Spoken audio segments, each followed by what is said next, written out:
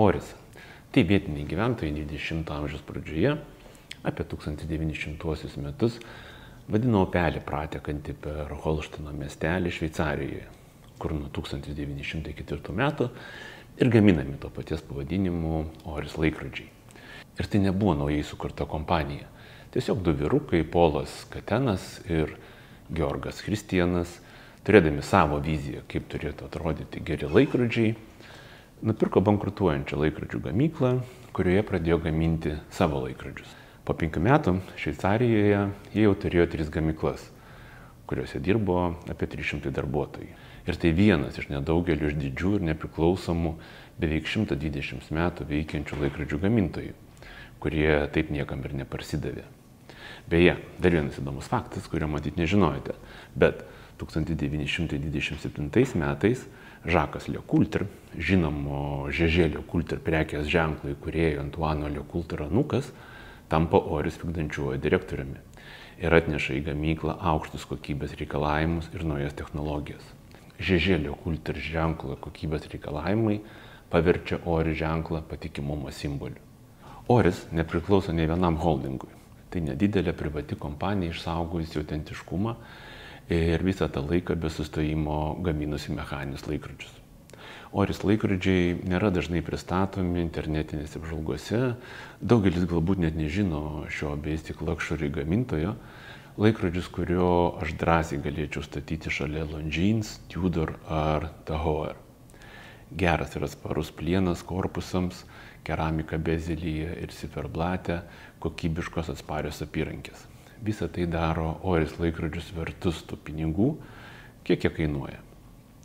Modeliai Aquis, ProPilot – tai tie modeliai, kurie atnešė Oris tikrą sėkmę. Taip, Oris paaukojo žinomumą nepriklausomybei.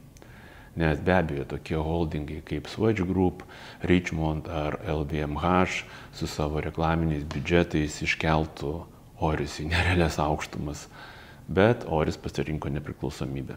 Objektyvumo dėlei galiu pasakyti, kad pats asmeniškai turėjau Oris ir tai buvo vienas pirmųjų mano rimtesnių laikrodžių ir visus tos 3 metus, kuriuos aš segėjau Oris Aquis Diverį, laikrodis man atidirbo 24/7 režimu.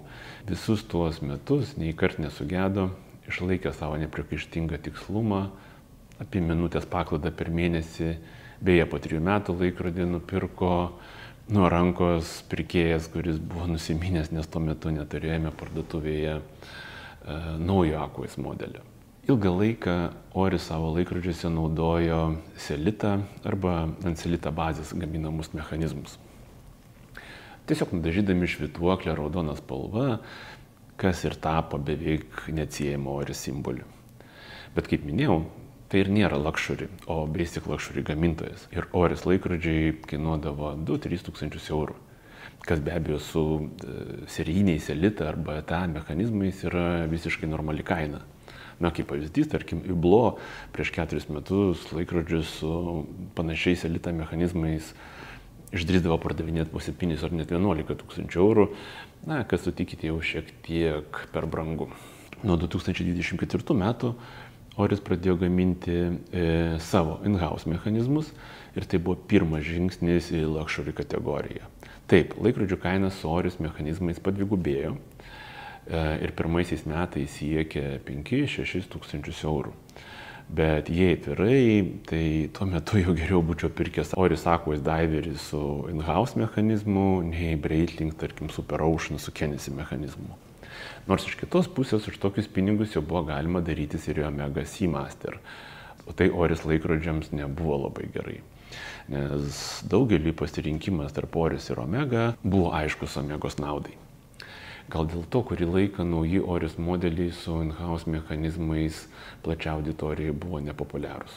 Jos pirkdavo tik užkietėję Oris ar retų mechanizmų gerbėjai, ar šiaip entuziastai, kolekcionieriai, besidomintis laikrodžiais su gerais mechanizmais. Tačiau Oris išmoko savo pamokas, atidirbo technologiją ir savo mechanizmus atpigino. Tai kaip pavyzdys, dabar Oris Aquis modelis su selita 200 mechanizmų kainuoja 2400 eurų, o su in-house mechanizmu apie 3500. Sudėtingesnės versijos gali kainuoti iki 5000. Ir tai atrodo gražiau. Turėti kokybišką laikrodį su kaldintų plieniniu korpusu, o ne štampuotų iš metalo miltelių ar metalizuoto plastiko ir su in-house mechanizmu už 3500 gali pasiūlyti retas gamintojas, gal pavyzdžiui, kaip Nomos. Oris gaminami daiveriai, tai tie laikrodžiai, kurie visą laiką buvo Oris, kaip beje ir daugelio kitų gamintojų flagmanai. Nes mechaninis laikrodis, kuris atsparus vandeniui, smūgiams ir kitiems poveikiams, visada turėjo vertę ir buvo kažkas nuostabaus.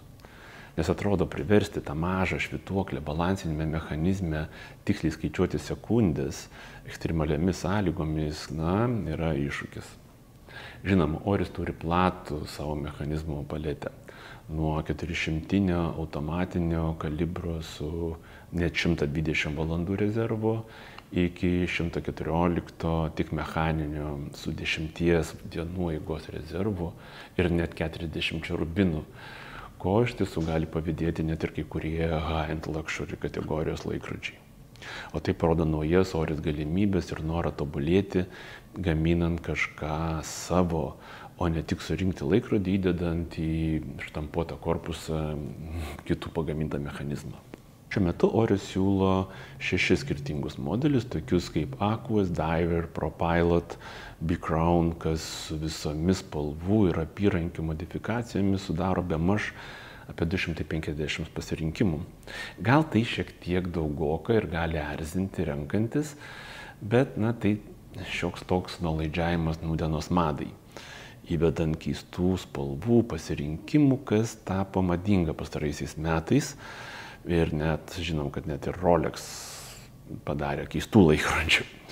Tad jei ieškote savo pirmo laikrodžio ir nenorite nusivilti savo pirmų 2-3 tūkstančius kainuojančių aksesuarų, Oris gali būti vertinamas kaip tinkamas pasirinkimas, juo labiau, kad šiam vardui daug įtakos turėjo ir Jaeger LeCoultre. Ir tai buvo viena iš tų retų Oris laikrodžių apžvalgų su 3 Old Mechanics.